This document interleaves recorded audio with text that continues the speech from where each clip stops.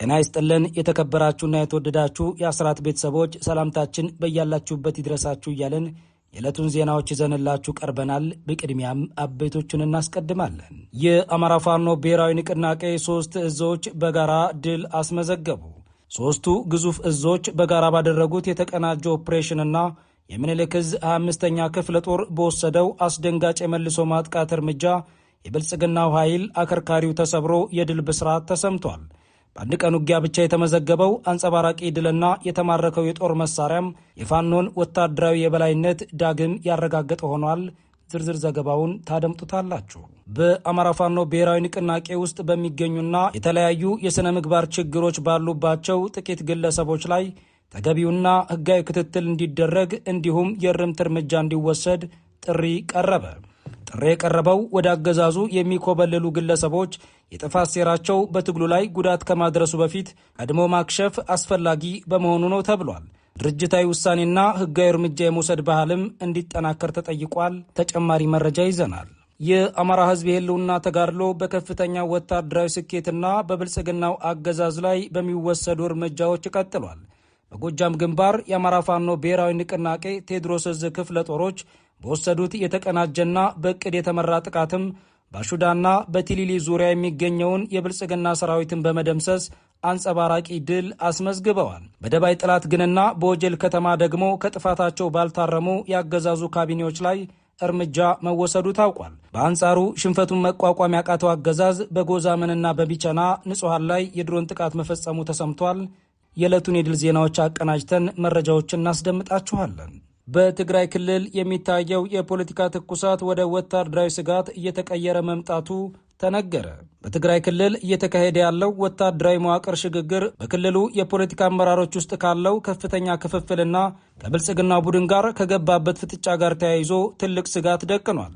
አዲሱ የህወሓት ማዕከላዊ ዕዝ ምስረታም ሰራዊቱን ፕሮፌሽናል ለማድረግ የታለመ ነው ቢባልም በውስጣዊ የህወሓት የስልጣን ሽኩቻ ውስጥ ግን እንደ ኃይል ሚዛን ማስጠበቂያ እየታየ ይገኛል። በዚህ ወታደራዊ ዝግጅት ህወሓት ከብልጽግና ቡድን ጋር ለገባበት ፍጥጫ ራሱን እያዘጋጀ ነው የተባለ ሲሆን በተለይም የወልቃይትና የራያ አካባቢዎችን በኃይል ለመጠቅለል ሙከራ ከማድረግ ወደ ኋላ እንደማይል ያመላከተ ሆኗል። በጉዳዩ ላይ የተሰጡ አስተያየቶችን ጨምረን ያሰናዳነውን መረጃ ታደምጡታላችሁ። በቅርቡ በህዝብ ላይ በተፈጸመ ከባድ የዘረፋ ወንጀል ተሳታፊ የሆኑ የኦህዴድ ብልጽግና ሰዎች በህግ እንዲጠየቁ በብልጽግናው አገዛዝ ላይ ከፍተኛ ጫና ማድረግ ተጀምሯል። አገዛዙ ለምርጫ ፍጆታ በሚል የተወሰኑ አርቲስቶችን ቢያስርም ነገሩ ተገልብጦ ችግሩ የኦህዴድ ባለስልጣናት ጋር ደርሷል። አገዛዙ በዚህ ምክንያት ፖለቲካዊ ትርፍ ከማግኘት ይልቅ ኪሳራን ተከናንቧል። ተጨማሪ መረጃ ይዘናል። የኢራን አገዛዝ በሆርሙዝ ወሽመጥ ለሚተላለፉ መርከቦች ክፍያ የሚፈጸምበትን ህግ አጸደቀ። ህጉ ያነጣጠረው በተለይ የኢራን ጠላት በተባሉ ሀገራት ላይ ሆኗል። በሌላ በኩል ኢራን 2 ግለሰቦች ሽብር ሊፈጽሙ ሞክረዋል በማለት የሞት ቅጣት ፈጽማባቸዋለች።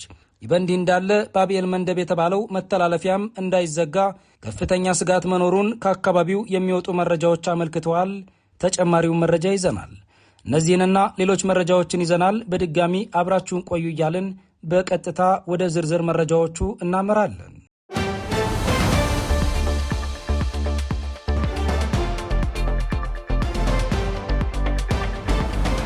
የአማራ ፋኖ ብሔራዊ ንቅናቄ 3 እዞች በጋራ ድል አስመዘገቡ።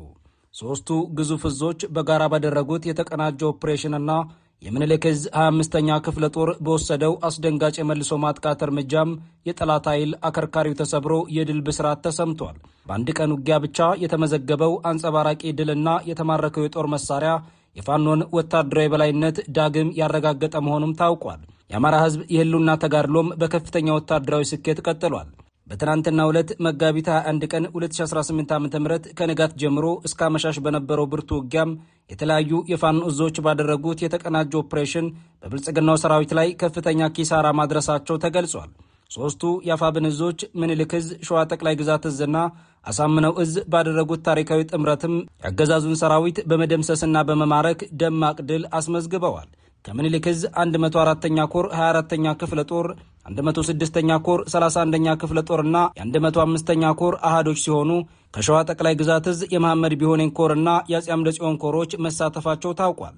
ካሳምነው እዝ ደግሞ የአጼ ዘርዓ ያዕቆብ ኮር የሰራዊት አባላት በጥምረት በመሆን በምስራቅ አማራ ግንባሮች ከፍተኛ ድል መቀዳጀታቸው ተገልጿል። በዚህ የተቀናጀ ተጋድሎም በርካታ የብልጽግና ሰራዊት ሞትና ቁስለኛ ሲሆን 15 ወታደሮች መማረካቸውን ምኒልክ እዝ በግንባር መረጃው አስታውቋል። በተጨማሪም 25 የክላሽንኮቭ መሳሪያዎች ከ1200 በላይ የዲሽቃ ተተኳሾች በርካታ የብሬንና የክላሽ ተተኳሾች እንዲሁም የተለያዩ ወታደራዊ ቁሳቁሶችና የጦር መሳሪያዎች በፋኖ እጅ ገብተዋል ብሏል። በሌላ በኩል በምስራቅ አማራ ቀጠና የሚንቀሳቀሰው የምኒልክ እዝ 104ኛ ኮር 25ኛ ክፍለ ጦር በተመሳሳይ ቀን በወሰደው የመከላከልና የመልሶ ማጥቃት እርምጃም በሶስት የተለያዩ ግንባሮች ጠላትን አሽመድምዷል። በአካድ ግንባር የ25ኛ ክፍለ ጦር አንደኛ ሬጅመንት ከሞርተር ምድብተኞች ጋር በቅንጅት በመሆን በወሰዱት እርምጃም 12 የብልጽግና ወታደሮች መገደላቸው ተሰምቷል። በዚህ ግንባር 8 ክላሽንኮቭ 1000 የብሬን ተተኳሽና 2500 የክላሽ ተተኳሽ መማረክ መቻሉም ታውቋል። በፉርሴ ግንባርም የክፍለ ጦሩ ሁለተኛ ሬጅመንት ኃይል የጠላትን ኃይል በመበታተን አካባቢውን በቁጥጥር ስር መዋላቸው የተገለጸ ሲሆን በቁልቢ ገብርኤል ግንባር ደግሞ የኮሩ ቃኞች የጠላትን ይዞታ በማፍረክረክ ስልታዊ የሆኑ ገዢ ቦታዎችን ተቆጣጥረዋል ሲል የአፋብን ምኒልክ እዝ የህዝብ ግንኙነት ክፍል ጨምሮ ገልጿል። እነዚህ ተከታታይ ድሎችም የፋኖ ኃይሎች ያላቸውን የዚህ ሰንሰለት ጥንካሬና የተቀናጀ ወታደራዊ ብቃት የሚያሳዩ መሆናቸው ተመላክቷል።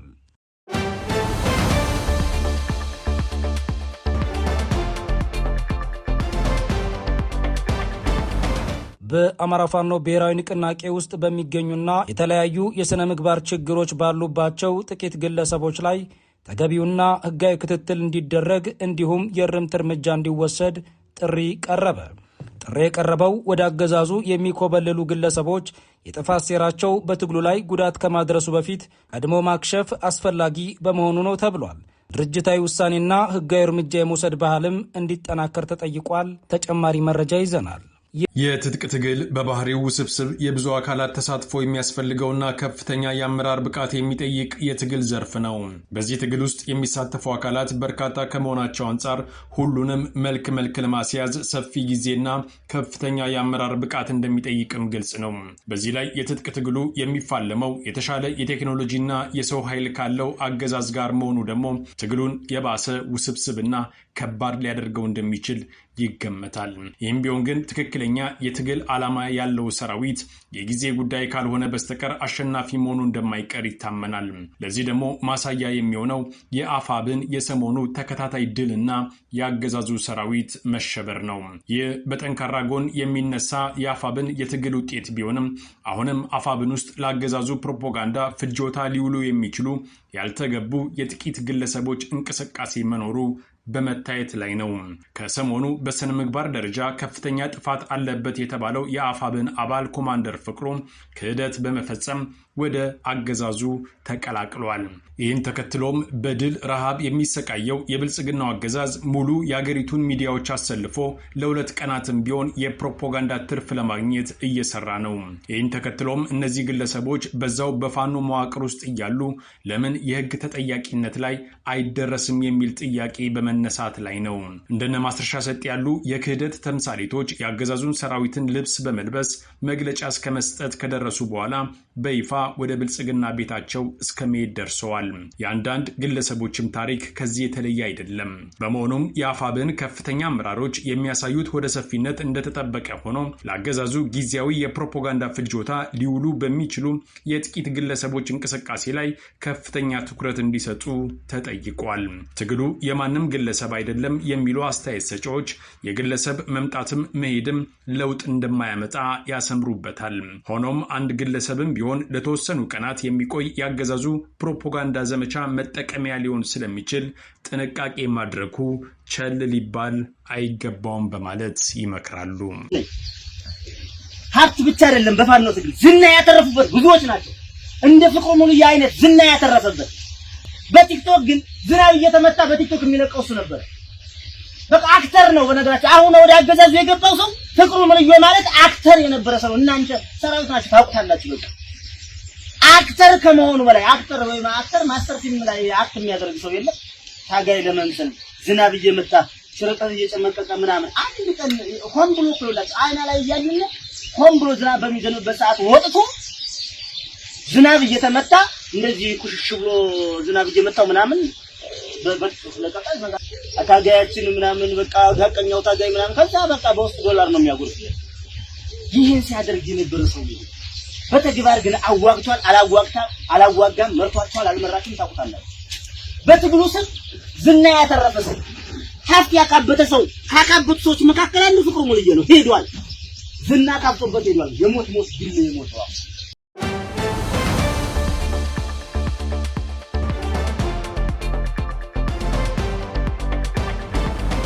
የአማራ ህዝብ የህልውና ተጋድሎ በከፍተኛ ወታደራዊ ስኬትና በብልጽግናው አገዛዝ ላይ በሚወሰዱ እርምጃዎች ቀጥሏል።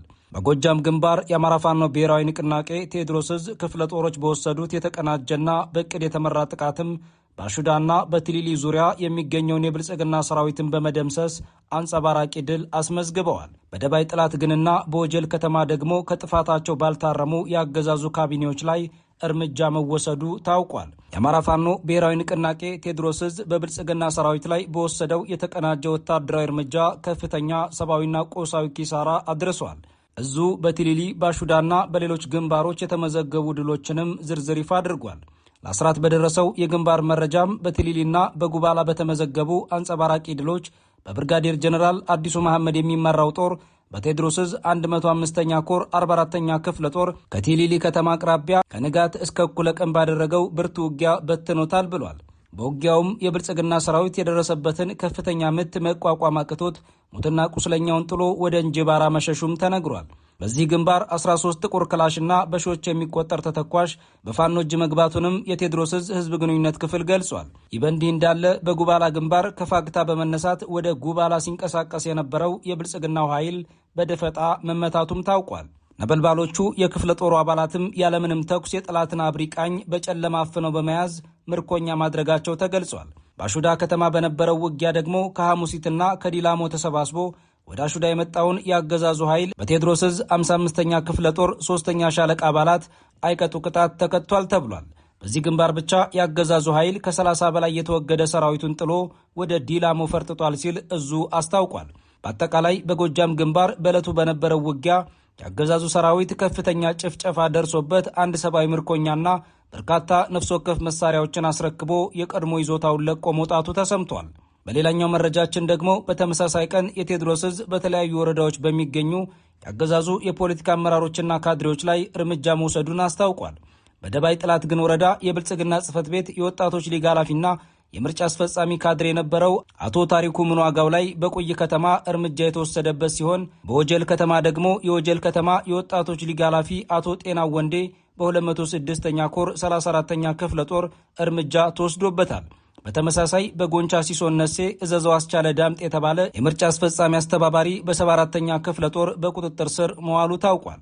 በጎጃም ግንባር በበርካታ ድሎች ታጅቦ የዋለው የአማራ ፋኖ ተጋድሎም ከፍተኛ ድል ተመዝግቦበታል። ወታደራዊ ኪሳራ ያስተናገደውና በአውደ ውጊያ የደረሰበትን ሽንፈት መቋቋም ያልቻለው የብልጽግናው አገዛዝም በመላምት በፈጸመው የድሮንና የጅስት ጥቃቶች በንጹሐን ላይ ጉዳት ማድረሱ ተሰምቷል። በምስራቅ ጎጃም ዞን ጎዛምን ወረዳ በበቁላ ቀዝቀዝና በቀኛ አቦ አካባቢ ከጠዋቱ 11 ሰዓት ጀምሮ በተፈጸመ የጀትና የድሮን ድብደባም የንጹሐን ቤቶችና ንብረቶች መውደማቸው የተገለጸ ሲሆን በቢቸና ወረዳ ለምጨን በተመሳሳይ በተፈጸመ የድሮን ጥቃትም ንጹሐን ዜጎች ለህልፈት መዳረጋቸውን የአማራ ፋኖ ብሔራዊ ንቅናቄ ቴዎድሮስ ዕዝ ለአስራት ባደረሰው የግንባር መረጃ ጨምሮ ገልጿል።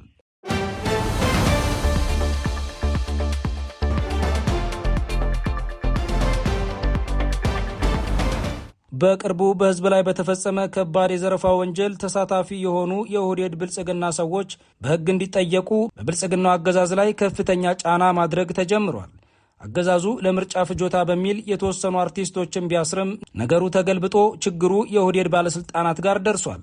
አገዛዙ በዚህ ምክንያት ፖለቲካዊ ትርፍ ከማግኘት ይልቅ ኪሳራን ተከናንቧል። ተጨማሪ መረጃ ይዘናል። የሰሞኑ የብልጽግና ደጋፊዎች አስደንጋጭ ዘረፋ አሁንም መነጋገሪያ ሆኗል። በኑሮ ውድነት ከሚሰቃየው ህዝብ በነፍስ ወከፍ እስከ 2 ሚሊዮን ብር ገደማ የተቀበሉት እነዚሁ ያገዛዙ ደጋፊዎች ቢሊዮን ብር ከዘረፉ በኋላ ነገሩ ተቀያይሯል። ብልጽግና ምርጫ የሚለው ጉዳይ እየደረሰ በመሆኑ እነዚህን ሰዎች እስር ቤት በማስገባት የህግ የበላይነት አለ የሚለውን ትርፍ ማግኘት ይፈልጋል ተብሏል። ይህ አይነት ፖለቲካዊ ትርፍ ካለው ደግሞ የብልጽግናው አገዛዝ ምንም ከማድረግ አይመለስም ይባላል። ሆኖም አሳ ጎርጓሪ ዘንዶ ያወጣል ነውና ነገሩ የዘረፋው ቅሌት የብልጽግና ከፍተኛ አመራሮች ደጃፍ ደርሷል። ፊንቴክ የተባለውን የህዝብን ኪስ ያራቆተ ኩባንያን ከሚደግፉና ቡራኬ ከሚሰጡ የብልጽግና ባለስልጣናት ውስጥ አንዳንዶቹ ወደ አደባባይ በመውጣት ላይ ናቸው። ከነዚህም ውስጥ አምባሳደር ዲና ሙፍቲ ይገኙበታል። በጥቅም ተሳስረዋል የተባሉ እነዚሁ የብልጽግና ሰዎች በህግ እንዲጠየቁ ህዝቡ በከፍተኛ ደረጃ በመጠየቅ ላይ ነው።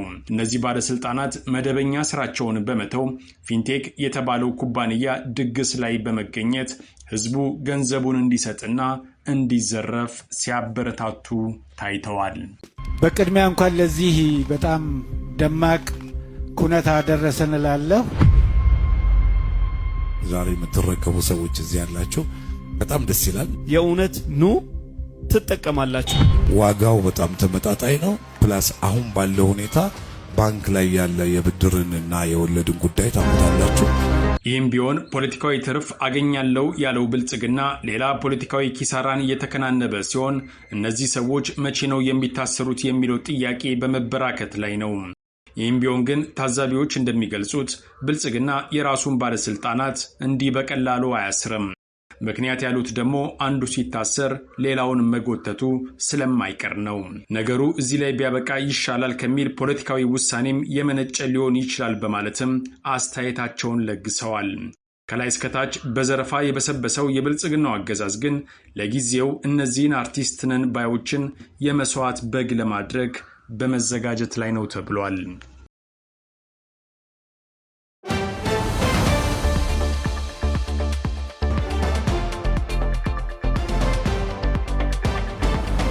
በትግራይ ክልል የሚታየው የፖለቲካ ትኩሳት ወደ ወታደራዊ ስጋት እየተቀየረ መምጣቱ ተነገረ።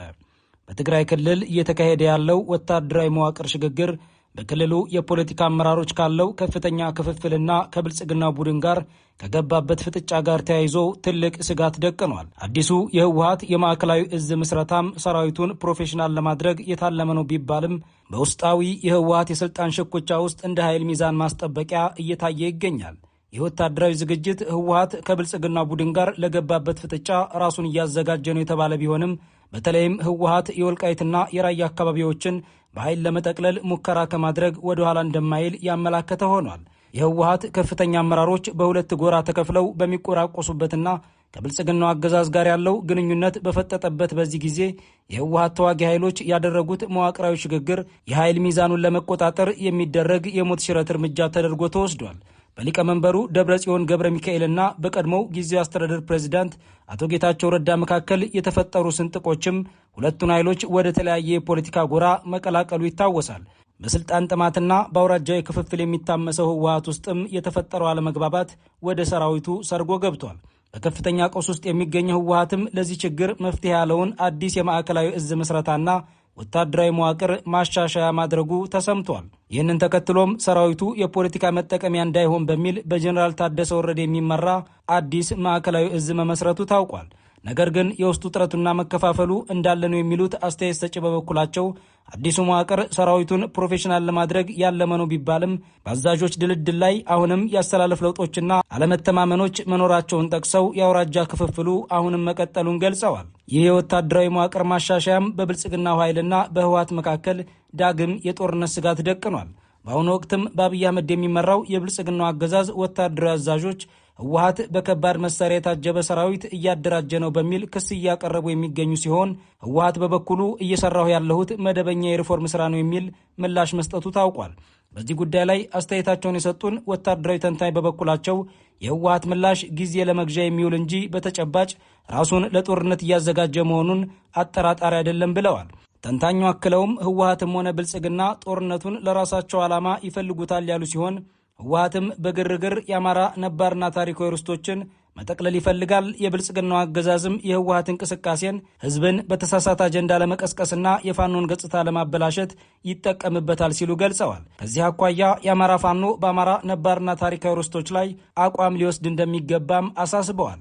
የወልቃይትና የራያ ጉዳዮች ለአሁኑ የህወሓት ወታደራዊ ሽግሽግም ዋነኛ ምክንያቶች ናቸው ተብሏል። በተለይ ወልቃይት ወደ ሱዳን መውጫ መስመር በመሆኑ ህወሓት አርሚ 31፣ 33ና 35ን በዚህ አቅጣጫ ማሰለፉ ታውቋል። ይህም በኃይል ለመጠቅለል የታለመ ዝግጅት እንደሆነ አመላክቷል። በራያ ቀጠና ደግሞ አርሚ 21 እና አርሚ 23 በኮረምና ባላማጣ አቅጣጫ መሰለፋቸው ተሰምቷል። በደብረ ጽዮን የሚመራው የህወሓት ቡድንም ወልቃይትና ራያን ወደ ትግራይ ሳናካልል ትጥቅ አንፈታም የሚል አቋም መያዙ ጉዳዩን የትኩረት አጀንዳ አድርጎታል።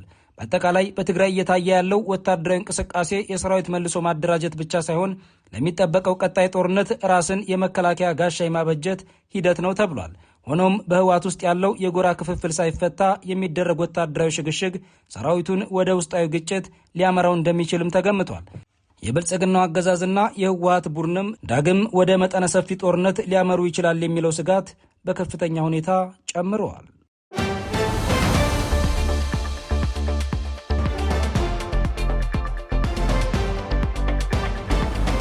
የኢራን አገዛዝ በሆርሙዝ ወሽመጥ ለሚተላለፉ መርከቦች ክፍያ የሚፈጸምበትን ህግ አጸደቀ። ህጉ ያነጣጠረው በተለይ የኢራን ጠላት በተባሉ ሀገራት ላይ ሆኗል። በሌላ በኩል ኢራን 2 ግለሰቦች ሽብር ሊፈጽሙ ሞክረዋል በማለት የሞት ቅጣት ፈጽማባቸዋለች። ይህ በእንዲህ እንዳለ ባቤል መንደብ የተባለው መተላለፊያም እንዳይዘጋ ከፍተኛ ስጋት መኖሩን ከአካባቢው የሚወጡ መረጃዎች አመልክተዋል። ዝርዝሩ እንደሚከተለው ይቀርባል። የመካከለኛው ምስራቅ ጦርነት አዳዲስ ሁነቶችን በማሳየት እንደቀጠለ ነው። በዚህ ጦርነት አነጋጋሪ ሆኖ የሰነበተውና የብዙ ሀገራትን የኢኮኖሚ ቀውስ ያባባሰው የሆርሙዝ ወሽመጥ በኢራን በኩል መፍትሄ የተቀመጠለት ይመስላል። ኢራን መፍትሄ ብላ ያስቀመጠችው ደግሞ ለመርከቦቹ ክፈሉ የሚል መመሪያ ነው። በኢራን የሚገኝ የፓርላማ ኮሚቴ በሆርሙዝ የባህር ወሽመጥ ላይ በሚተላለፉ መርከቦች ቀረጥ ለመጣል ያረቀቀው ህግን አጽድቋል ሲል የእስላማዊ አብዮታዊ ዘብ አጋር የሆነው የፋርስ ዜና ወኪል ዘግበዋል። የብሔራዊ ደህንነት ኮሚሽን አባል የሆነ ሰው እቅዱ መጽደቁን አረጋግጠዋል። ይህም የአሜሪካና የእስራኤል መርከቦች በባህረ ሰላጤ ውስጥ እንዳይንቀሳቀሱ የሚያግድ ነው ተብሏል። በእቅዱ መሰረት በኢራን ላይ በተጣሉ ማዕቀቦች የተሳተፉ ሌሎች ሀገሮችም እንዲሁ በወሽመጡ በኩል እንዳያልፉ ይከለከላሉ ሲል አክሏል። የኤኤፍፒ የዜና ወኪል እንደዘገበው አዲሱ የክፍያ ስርዓት ኢራን ከኦማን ጋር በመተባበር ተግባራዊ እንደምታደርግ የመንግስት ቴሌቪዥኖች ዘግበዋል። ከዓለም የነዳጅ ዘይት ውስጥ 20 በመቶ የሚሆነው የሚተላለፈው አብዛኛውን ጊዜ በኢራንና በኦማን መካከል በሚገኘው በዚህ ጠባብ መተላለፊያ በኩል ነው ተብሏል። ይሁን እንጂ ጦርነቱ ከተጀመረበት ጊዜ ጀምሮ በዚህ በኩል የሚደረጉ የመርከብ ጉዞዎች 95 በመቶ መቀነሳቸውን የባህር ላይ ደህንነት የሚከታተለው ኬፕለር አስታውቋል።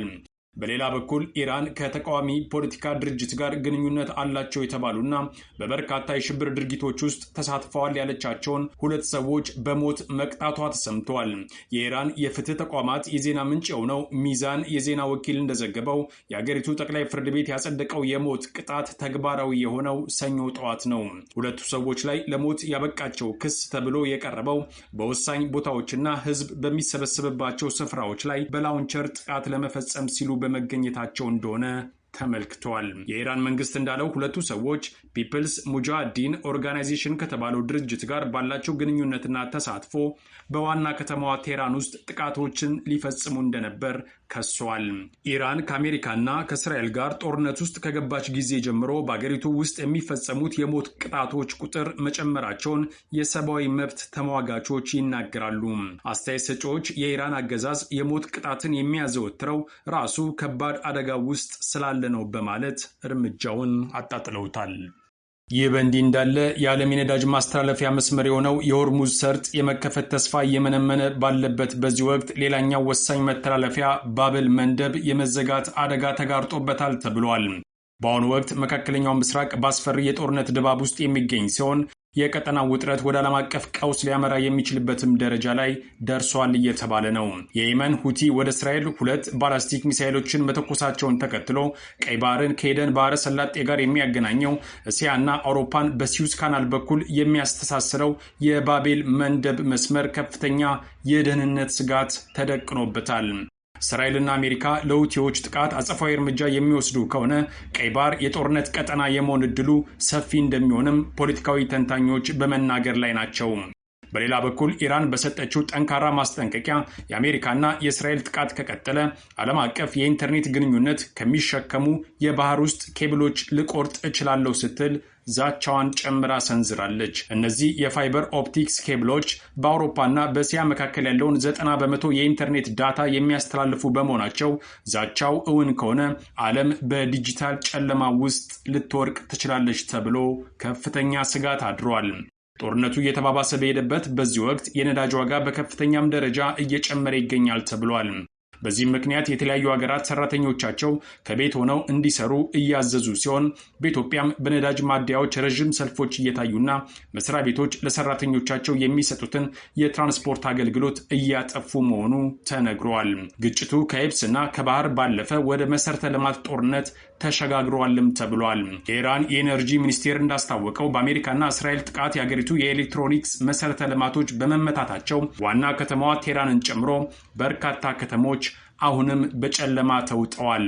በምላሹም እስራኤል የኬሚካልና ሌሎች ፋብሪካዎቿን በኢራን እንደመቱባት ማስታወቋም አይዘነጋም። ዋሽንግተን ፖስት እንደዘገበው ፔንታጎን እስከ 10,000 የሚደርሱ ወታደሮች የሚያሳትፍ የምድር ላይ ዘመቻ በኢራን ውስጥ ለማካሄድ እቅድ እያዘጋጀ ነው። ምንም እንኳን ፕሬዚዳንት ዶናልድ ትራምፕ የመጨረሻ ትዕዛዝ ባያስተላልፉም የኢራን ጦር ኃይሎች ቃል አቀባይ የአሜሪካ ወታደሮች ለፋርስ ባህረ ሰላጤ ሻርኮች ሲሳይ ይሆናሉ ሲሉ በጠንካራ ቃላት ምላሽ ሰጥተዋል። ሌሎች የኢራን ባለስልጣናትም የአሜሪካ እግረኛ ሰራዊት የኢራንን መሬት ከረገጠ የመልስ ጉዟቸው በሬሳ ሳጥን ላይ ይሆናል በማለት ዝተዋል።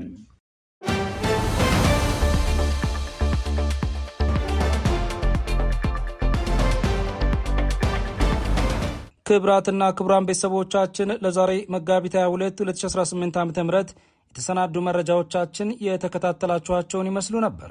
አብራችሁን ስለቆያችሁ ልባዊ ምስጋናችን ይድረሳችሁ እያልን በዚሁ እንሰናበታለን። አስራት ብሮድካስት ሰርቪስ